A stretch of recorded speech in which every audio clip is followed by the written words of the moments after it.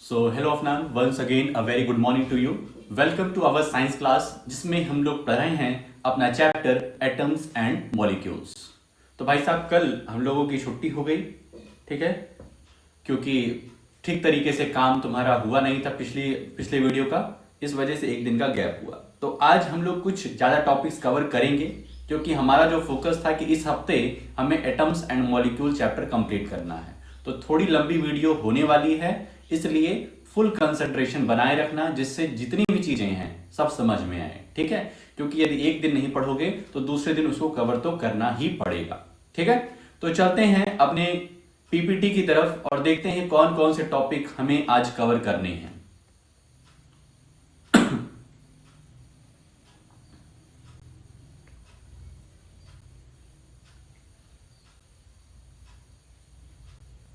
आज अपने पास टॉपिक है व्हाट इज एन एटम का। इसका हम लोग सेकेंड टॉपिक डिस्कस किए थे, एटॉमिक मास, और बहुत ही कम मतलब एक पैराग्राफ डिस्कस किए थे, वो इंट्रोडक्शन पार्ट था। तो आज स्टार्टिंग से हम लोग शुरू करेंगे एटॉमिक मास को और how do atoms exist, atoms exist कैसे करते हैं, ठीक है, उनकी लाइफ कैसे एग्जिस्ट करती है नेचर में, इसको डिस्कस करेंगे। उसके बाद अपना थर्ड मेन टॉपिक जो है व्हाट इज मॉलिक्यूल, इसका हम लोग तीनों के तीनों पार्ट आज लेने वाले हैं, ठीक है। तो समझ में आ गया आज हमें क्या क्या डिस्कस करना है। सेकेंड टॉपिक का जो सेकेंड मेन टॉपिक है उसके दो सब टॉपिक, और तीसरा जो मेन टॉपिक है व्हाट इज मॉलिक्यूल, इसका molecule of elements, molecules of compounds और व्हाट इज एन आयन, ये चीज डिस्कस करने चल रहे हैं, ठीक है। तो भाई साहब चलते हैं, पूरी ध्यान से वीडियो को देखिए, जहां कहीं भी दिक्कत परेशानी हो रही है शाम को पूछ लीजिए और एकदम अच्छी तरीके से नॉलेज गेन करिए। तो हमें डिस्कस करना है atomic mass. The most remarkable concept that Dalton's atomic theory proposed was that of the atomic mass. According to him, each element had a characteristic atomic mass. This theory could explain the law of constant proportion so well that scientists were prompted to measure the atomic mass of an atom. Since determining the mass of an individual atom was a relatively difficult task, relative atomic mass were determined using the laws of chemical combination and the compounds form. तो हम लोगों ने पिछले video में देखा कि Dalton's atomic theory जो है वो एटॉमिक मास पर बहुत ज्यादा फोकस्ड है कि एटॉमिक मास किस तरीके से निकाला जाए, एटम का मास किस तरीके से निकाला जाए। फिर ये डाल्टन बता रहे हैं कि एग्जैक्ट एक एटम का मास निकाल पाना बहुत ही डिफिकल्ट टास्क है, हम नहीं निकाल सकते हैं, ठीक है। तो हम लोग क्या निकालते हैं, रिलेटिव एटॉमिक मास निकालते हैं उनके जो लॉज ऑफ केमिकल कॉम्बिनेशन है उसके थ्रू, ठीक है। तो चलते हैं देखेंगे किस तरीके से रिलेटिव एटॉमिक मास यहां पर निकल रहा है। Let us take the example of compound carbon monoxide. Compound का मतलब क्या होगा, जिसमें डिफरेंट एटम्स, ठीक है, डिफरेंट एटम्स आकर के मिलेंगे, ठीक है, तो कंपाउंड का फॉर्मेशन करेंगे। Let us take the example of compound carbon monoxide. यहां पर देख रहे हैं दो एलिमेंट है कार्बन और oxygen, formed by carbon and oxygen. It was observed experimentally that 3 gram of carbon combines with 4 gram of oxygen to form CO. अगर देखो C और स्मॉल O रहेगा तो इसको कोबाल्ट कहेंगे, और कैपिटल C कैपिटल O रहेगा तो एक कार्बन मोनोऑक्साइड है। ये अपने दिमाग में अच्छे से रखना। तो कह रहे हैं कार्बन मोनोऑक्साइड में कार्बन और ऑक्सीजन ये आपस में मिल करके कंपाउंड बना रहे हैं। ये एक्सपेरिमेंट के थ्रू प्रूफ किया गया है कि इस कार्बन मोनोऑक्साइड में CO में 3 ग्राम ऑफ कार्बन मिक्स हो रही है 4 ग्राम ऑफ ऑक्सीजन में।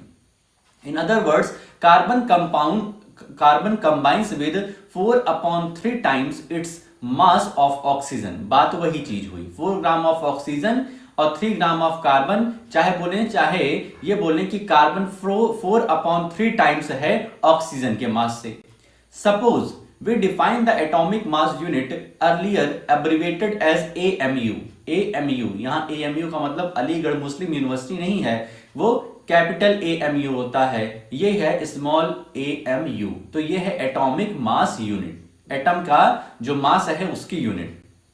But according to the latest IUPAC recommendation, IUPAC जो है इसका फुल फॉर्म तुम्हें पता होना चाहिए, एकदम रटा होना चाहिए, ठीक है। वो क्या था? International Union of Pure and Applied Chemistry, International Union of Pure and Applied Chemistry recommendations. It is now written as U. कह रहे हैं पहले एएमयू लिखा जाता था, एटॉमिक मास यूनिट, अब सिंपली सिर्फ यू लिख देते हैं बस, जिसको हम एब्रिविएट करते हैं, एक्सप्लेन करते हैं यूनिफाइड मास से, ठीक है। एटॉमिक मास यूनिट को हम लोग अब यूनिफाइड मास के रूप में जानते हैं। As equal to the mass of one carbon atom, then we could assign then we could assign carbon an atomic mass of 1 unit and oxygen an atomic mass of 1.33 unit, ठीक है। ये unified मास निकाल करके बता दिए हैं। However, it is more convenient to have these numbers as whole number as near to whole number as possible। कह रहे हैं कि इसको जितना हम होल नंबर के करीब ले जा सके उतना ठीक रहेगा कैलकुलेशन करने में, वरना दिक्कत रहेगी 1.33 यूनिट आ जाए या 4.53 यूनिट आ जाए तो थोड़ा सा टफ हो जाएगा। इसलिए एटॉमिक मास यूनिट को हम क्या करते हैं, होल नंबर की तरफ ले जाने की कोशिश रहती है। While searching for various atomic mass units, scientists initially took 1/16 of the mass of an atom of naturally occurring oxygen as the unit। कह रहे हैं कि और सब एटम का मास बताने के लिए हमने क्या कर लिया, एक नॉर्म ले लिया है, 1/16 of the mass of oxygen, ठीक है। ऑक्सीजन एक एलिमेंट है तो उसका 1/16 मास क्या कर लिए हैं, एक हम लोग नॉर्म तैयार कर लिए हैं। This was consider relevant due to 2 reasons. और ऑक्सीजन को ही क्यों लिया गया? Oxygen reacted with a large number of elements and formed compounds, क्योंकि ऑक्सीजन बहुत सारे एलिमेंट हैं, ठीक है। ऑक्सीजन ही अकेला ऐसा है कि बहुत सारे एलिमेंट के साथ वो केमिकली रिएक्ट करता है और कंपाउंड का फॉर्मेशन करता है, इसलिए ऑक्सीजन को लिया गया। This atomic mass unit gave masses of most of the elements as whole number. और 1/16 लेने से ये फायदा हुआ कि और जितने एलिमेंट हैं उनके एटॉमिक मास को होल नंबर में ये क्या करता है, डिफाइन करता है। नहीं तो और कुछ लेते तो वो पॉइंट वगैरह में कुछ देता, होल नंबर में ना आता। इस वजह से ऑक्सीजन को कंसीडर किया गया है 1/16 mass of the oxygen. However, in 1961, for a universally accepted atomic mass unit, carbon 12 isotope. अब आइसोटोप क्या होता है ये हमको शाम को एक्सप्लेन करना, ठीक है। केमिस्ट्री के ही पिछले चैप्टर में आइसोटोप और आइसोबार हम लोगों ने एक्सप्लेन अच्छे से किया था, ठीक है। तो आइसोटोप हमें बताना कि आइसोटोप से क्या होता है और आइसोबार क्या होता है, दोनों में बेसिक डिफरेंस क्या होते हैं, ठीक है। For a universally accepted atomic mass unit, carbon 12 isotope was chosen as the standard reference for measuring atomic masses. कह रहे हैं 1961 में अब यूनिवर्सली ये एक्सेप्ट किया गया कि कार्बन का जो 12th आइसोटोप है, कार्बन 12 आइसोटोप जो है उसको हम क्या कर दें, स्टैंडर्ड रेफरेंस के तौर पर ले रहे हैं, ठीक है।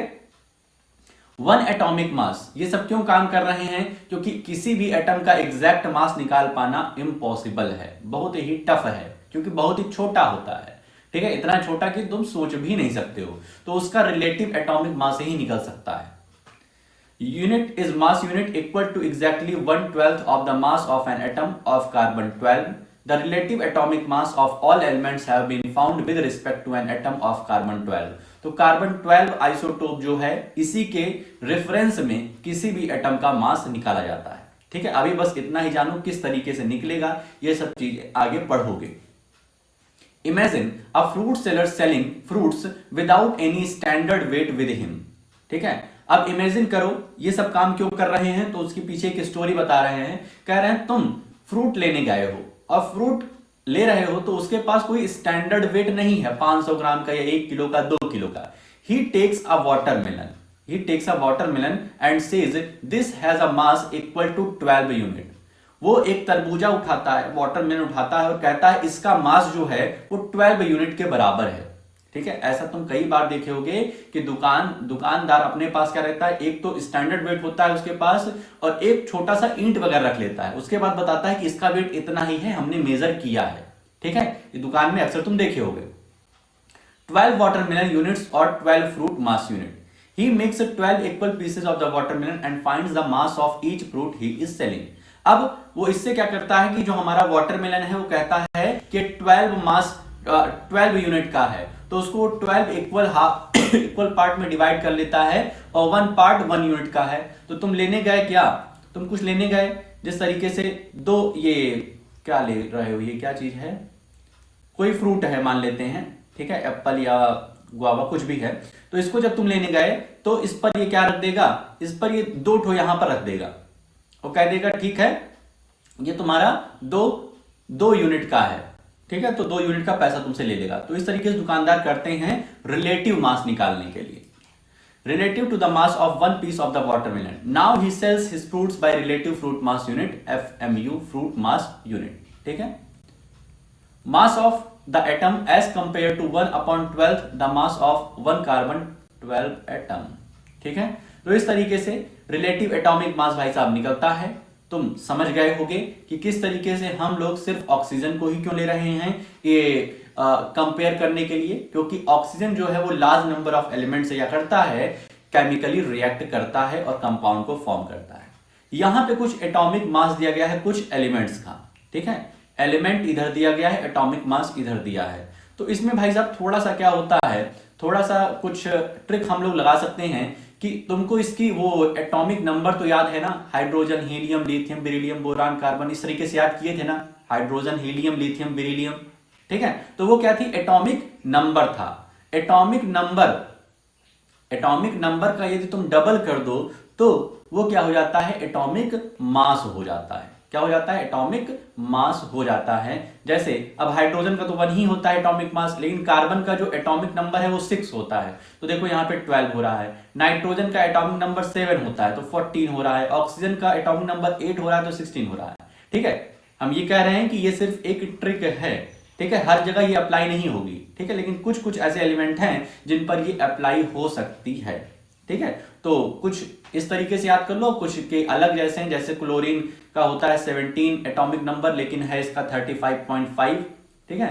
तो इस तरीके से थोड़ा बहुत याद करने की कोशिश करो, लगभग 20 तक। हाउ डू एटम्स एग्जिस्ट, अब अपने सेकेंड हाँ, जो अपना सेकेंड टॉपिक है उसका लास्ट सब टॉपिक है कि एटम्स को कैसे हम मेजर करते हैं। Atom of most element are not able to exist independently. कह रहे हैं एलिमेंट के जो एटम्स हैं वो अक्सर ये देखा जाता है कि इंडिपेंडेंटली एग्जिस्ट नहीं करते हैं, अकेले कहीं रह नहीं सकते हैं। Atoms form molecules and ions. Atoms क्या करते हैं, एक दूसरे से मिल करके मॉलिक्यूल्स का फॉर्मेशन करते हैं, आयंस का फॉर्मेशन करते हैं। मॉलिक्यूल और आयन क्या है, ये अपने नेक्स्ट टॉपिक में हम लोग डिस्कस करने वाले हैं आज ही। These molecules or ion aggregate in large numbers to form the matter that we can see, feel और touch।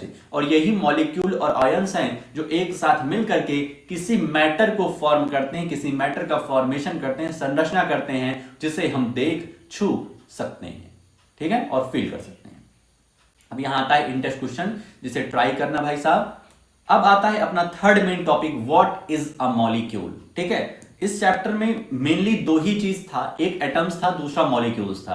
तो एटम को हम लोगों ने 2 दिन में अच्छे तरीके से पढ़ा, समझा किस तरीके से एटॉमिक नंबर होता है, एटॉमिक मास होता है, रिलेटिव एटॉमिक मास होता है, डाल्टन की एटॉमिक थ्योरी क्या कहती है, एटम्स का इंडिया में क्या नाम है, ग्रीक में क्या नाम है, ठीक है। तो इस तरीके से बहुत सारी चीजें एटम्स के बारे में हम लोग ने पढ़ा, जाना, समझा। अब पढ़ते हैं मॉलिक्यूल्स के बारे में कि आखिर मॉलिक्यूल क्या होता है।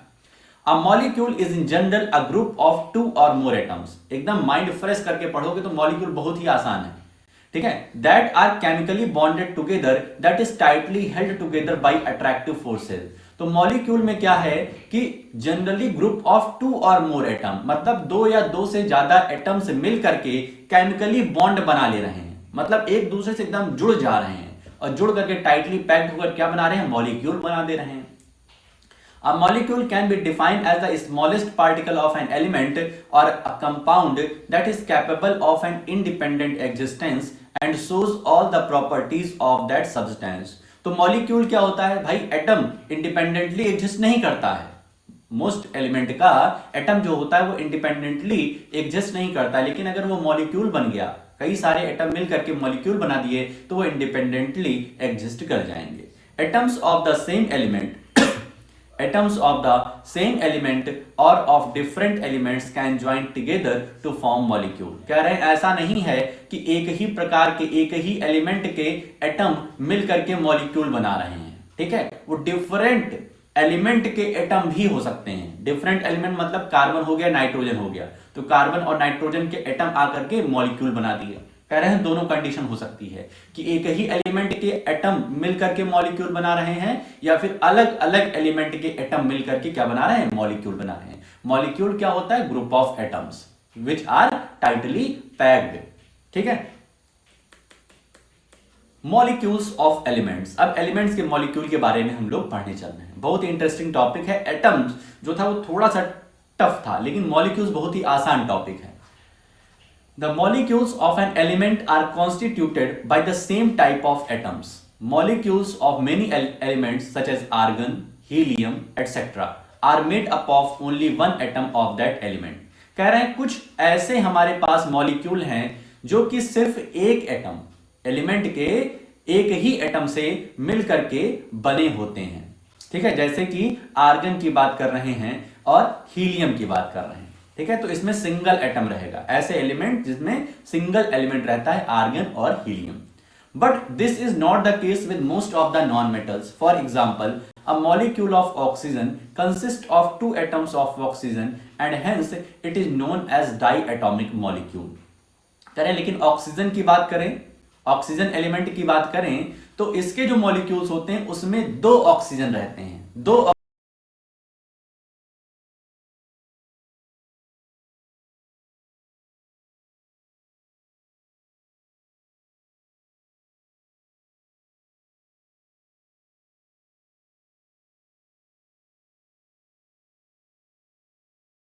ऑक्सीजन इसको कहते हैं। If three atoms of oxygen unite into a molecule, लेकिन अगर थ्री एटम आ गए इस मॉलिक्यूल में तो ये O3 बन गया। और O3 क्या होता है, ओजोन, जो ओजोन लेयर होती है जो हमको सन की अल्ट्रावायलेट रेज से प्रोटेक्ट करती है, ठीक है। तो ओजोन लेयर O3 से बनी है। If three atoms of oxygen unit into a molecule instead of the usual two we get ozone O3।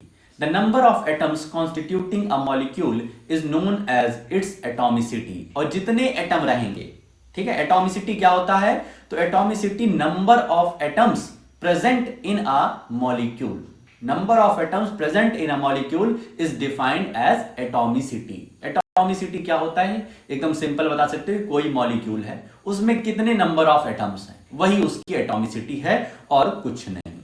आगे चलते हैं।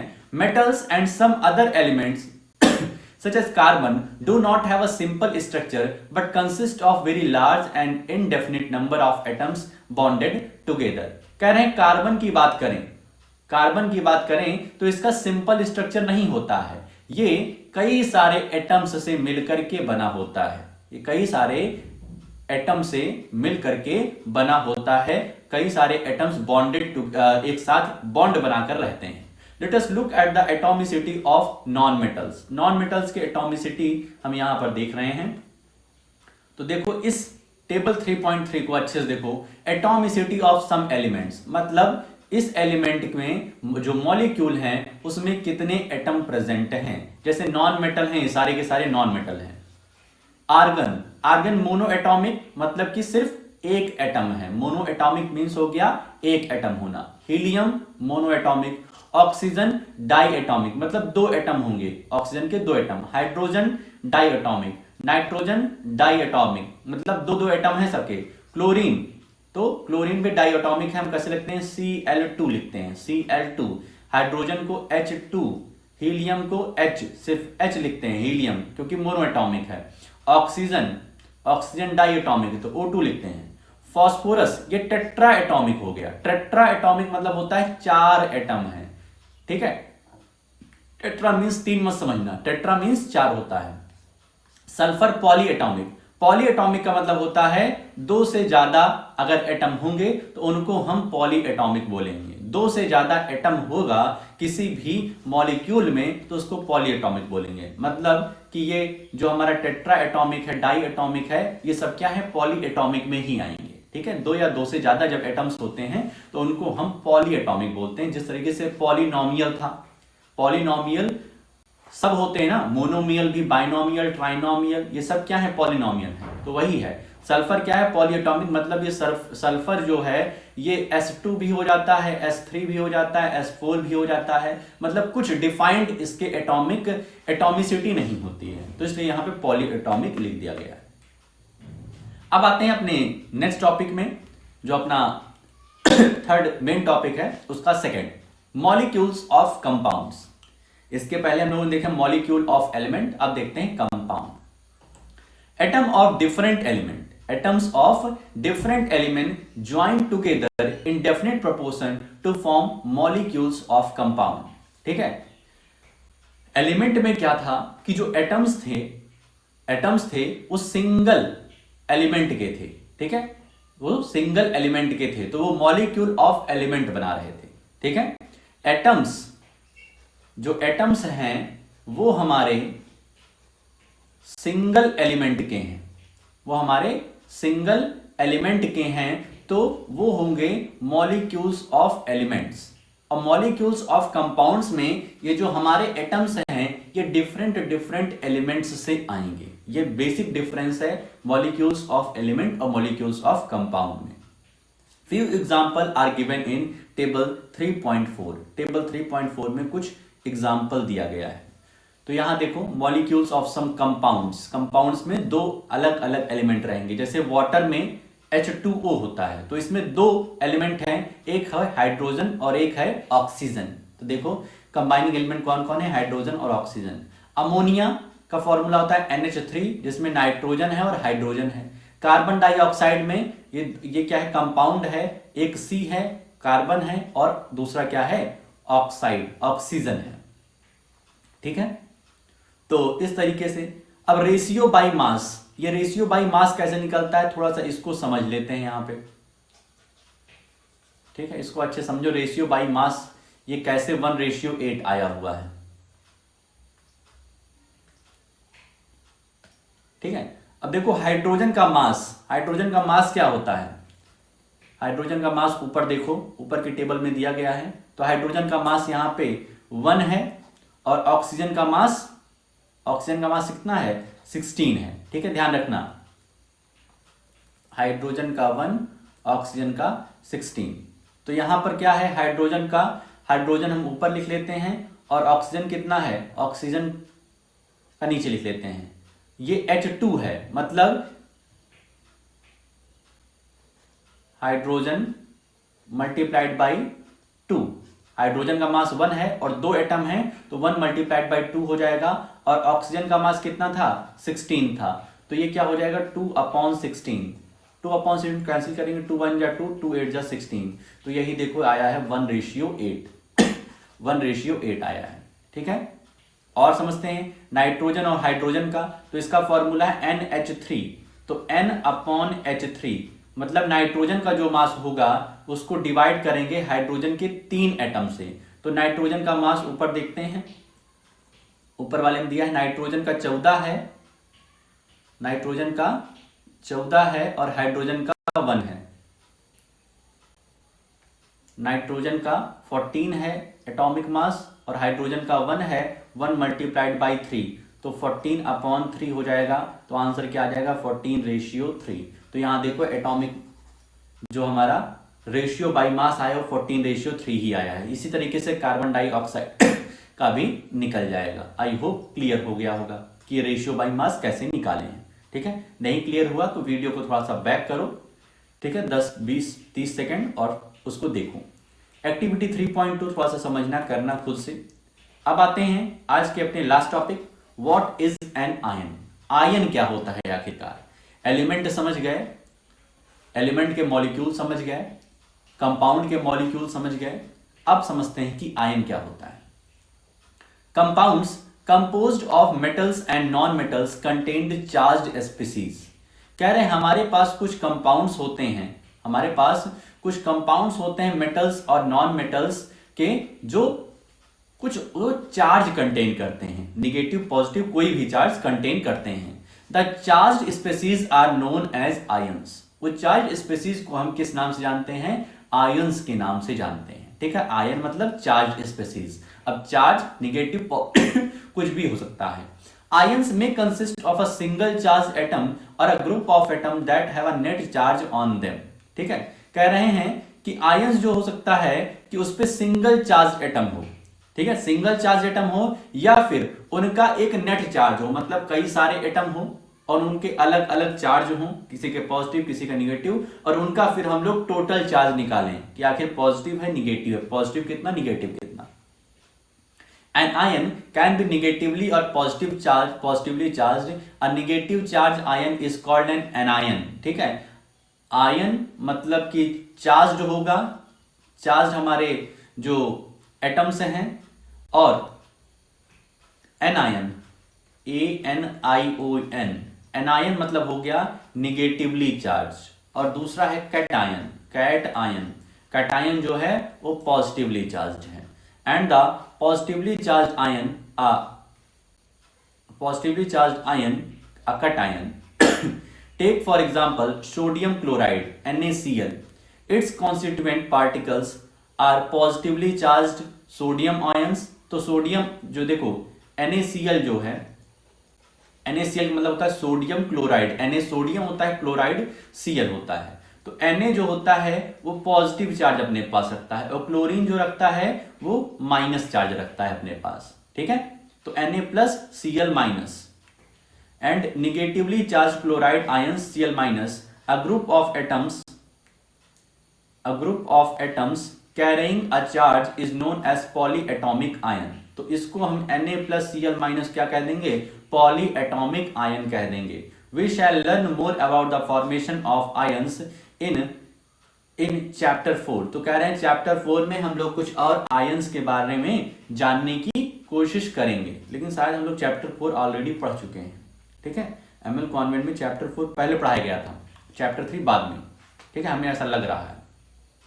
फिर टेबल 3.5 में कुछ आयनिक कंपाउंड्स दिए गए हैं, जैसे कैल्शियम ऑक्साइड